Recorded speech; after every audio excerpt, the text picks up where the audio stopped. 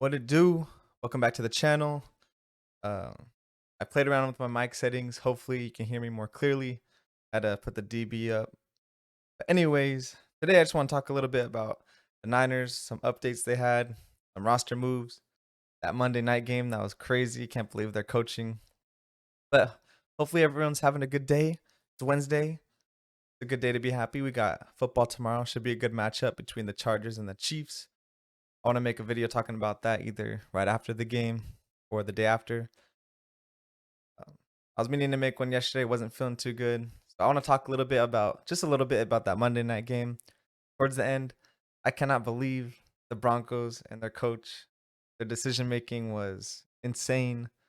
And they pretty much had I said we had the worst loss. That might have been worse than us. For them to fumble twice on the goal line, first being Melvin Gordon and then Javonte Williams is so sad. If I was a Broncos fan, I'd be so pissed. But they still had a chance to win at the end on the 4th and 5, but then they chose to go for a 64-yard field goal instead of trusting Russell Wilson, one of the best QBs in the league, even though I'm a Niner fan and have hated him just because he's good on the Seahawks. He should be able to get you that 4th and 5, and if you don't, you die with that. You live or die with him getting you 5 yards for all that money you paid for him. So that was just horrible decision making, and the coach even said after that they should have probably went for it. It's like, yeah, you saw the Manning cast. It was funny. Peyton Manning was going like this, like, "Why aren't we calling timeout?" But I think that might have been worse than us. But that just goes to show you the Seahawks, which is substantially a worse team. They still got the dub because they won the turnover battle. And Geno Smith was efficient. He wasn't amazing, but he was efficient, got the job done. And now they're gonna ride that high. And we have a it's not gonna be an easy game. It might rain the Niners and the Seahawks game. But we'll see. We're still a much better roster, but we just have to be more disciplined, as I've been saying, as the coaching staff's been saying, and the players. So, but at the end of the day, you have to give credit to the Bears because they capitalized on our mistakes, just as the Seahawks capitalized on the Broncos. If they were truly playing horrible, then the Bears would have still lost to us, even if we were making all those mistakes. And also, my bad. I've been meaning to play this in the background, even though I played this in my other video, but just so you have something to look at. Hopefully, we're seeing more in that. Oh, and actually, I hope Javon Kinlaw is good because Kyle's been saying he's good, but there's been rumors that he's gonna miss time. But hopefully, he don't. Anyways, here's some news. Oh, a little bit more about that Niner and Bears game. We had 12 penalties for 99 yards. We gave them free 99 yards versus them only having 3 for 24.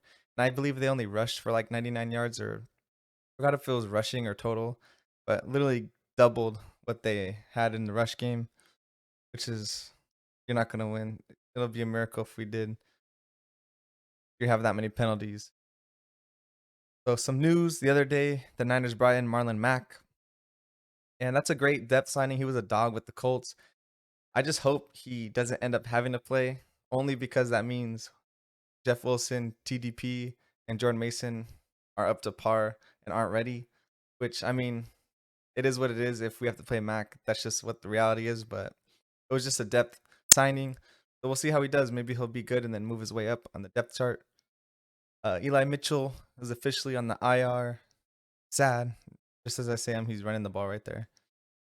So hopefully he comes back and stays healthy the rest of the year when he's back. But it's just sad because he's really good, and it sucks to see a good player always be hurt. And today signed Willie Snead, and then cornerback Kerry Vincent Jr. to the practice squad. So I thought that's good. I think Willie Snead's a really good depth piece. We promoted Tayshawn Gibson Sr. to the active roster from the practice squad. That's the safety. And then we placed defensive end Jordan Willis on IR, and we're promoting Miko Toure. Well, this is a little interesting. Right after the news Dak got hurt, the next day we started working out QB Kurt Benkert. That's a funny name, Kurt Benkert. But a lot of people are trying to start up the rumors that we're gonna trade Jimmy to the Cowboys, and maybe, but that would be so disgusting to see him on there. As much as I mean, I love Jimmy in the past. We're winning. I don't think we can really win a Super Bowl with him. You have to get really lucky, and like a good thing I've said is it's almost like catching lightning in a bottle, winning the Super Bowl with him. He's a great game manager, but to actually win, it's a hard thing with him to win it all. Today, they said Kittle's not practicing, but he's progressing well, which is a good thing. Hopefully, he can practice these next couple days and then be good to go for Sunday. We're gonna need him.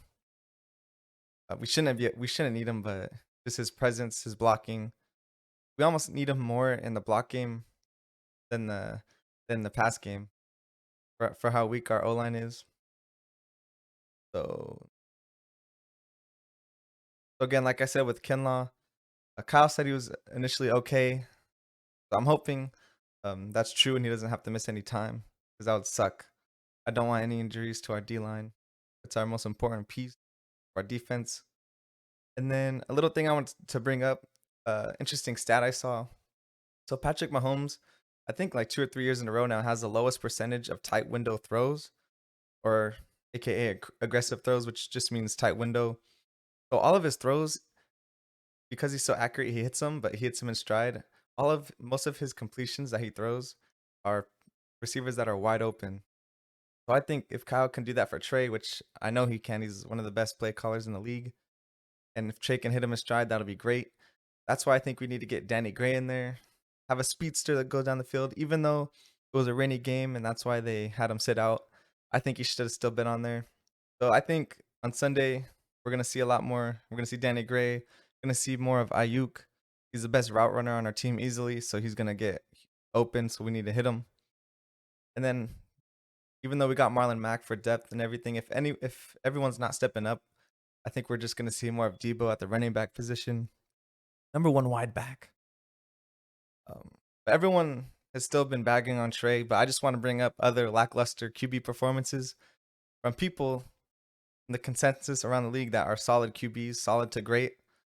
So let's look. Aaron Rodgers, week 1, he only went 22 of 34 passing, 195 yards, no touchdowns, 1 interception, and then a lost fumble. Joe Burrow, 33 of 53, 338 yards, which is good, but he had 2 touchdowns and 4 picks and a lost fumble. Derek Carr against the Chargers went 22 of 37, 295 yards, 2 touchdowns and 3 picks. And then Dak, that was such a boring Sunday night game, but it was 14 of 29, 134 yards, 0 touchdowns and 1 interception. But that just goes to show you, obviously people don't care as much about that because they've proven that they can be pretty good, especially Joe Burrow and Aaron Rodgers. But people have such expectations on Trey just because of the roster he's put in and the play caller he has. But if the whole team is going to be undisciplined and not be able to help him and play as well as we can, then no QB can win with this team. Um, we need to for sure. It's going to be very hard to win if your whole team's not helping you and staying undisciplined. So they need to pick it up for him, as well as he needs to make a little more. He can make more plays.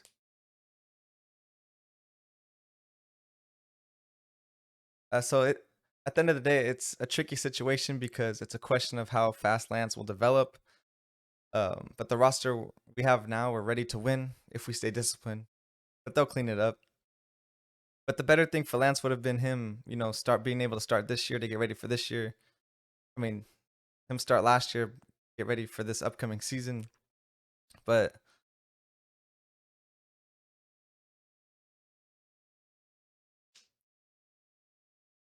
at the end of the day, we just need 100% stick to Trey, like I've been saying. Through his ups and downs, this is the year he's finally going to get his reps. It's just a matter of how fast is he going to progress. And it's a tricky situation because we're ready to win now, but we also want to be patient with them. But we don't want to go back to Jimmy. He wins us games, but he's mediocre and it's not going to win you a Super Bowl. The defense and the mistakes from the other team is the only way you'd win with Jimmy in the Super Bowl. But that is hard to do. Like I said, catching lightning in a bottle, it's not going to happen too much. You need a great QB to win. So we just got to stick with them and see how it happens and see what happens. He does things that Jimmy's just simply not capable of, like those throws. I've never seen Jimmy make those. Maybe like once in a blue moon. Just the arm talent, his ability to scramble. So I'm excited. To excited for the game tomorrow. Excited for some more Niner football on Sunday. But yeah, leave your comments how you feel. Are you hyped? Are you sad that we're 0-1? But it's okay. Hey, like I said, fate loves irony. That's why the Seahawks won that game. So the Seahawks are NFC West champs now, right now. Anyways, thanks for watching. Go Niners. Have a good day. And as always, peace.